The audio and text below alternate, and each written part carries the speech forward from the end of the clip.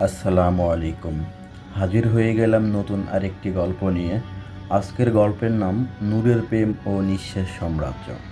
1245 সাল। তুর্কি সালতানাতের এক তরুণ রাজপুত্র, নাম তার সেলজান বে। সে যুদ্ধবাজ, কঠিন, নিষ্ঠুর বলেই পরিচিত ছিল।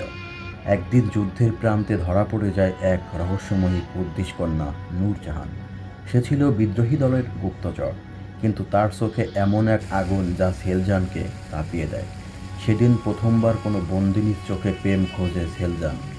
নূর বলল, আমার হাত বেঁধে দিতে পারো, কিন্তু আমার ভাষা, চোখ, বিশ্বাস তুমি কখনোই জয় করতে পারবে না। সেই রাতে সেলজান তার চিঠির বাক্সে নূরের লেখা একটি কবিতা পায়। যে প্রেম রাজনীতি বোঝে না, সে প্রেম একদিন রাজ্য পুড়িয়ে দেয়। নূরজাহান এখন তুর্কি প্রাসাদের একটি নির্জন কক্ষে বন্দিনী। কিন্তু সে ভয় পায় না, বরং প্রতিদিন সূর্য উঠলে সে জানালায়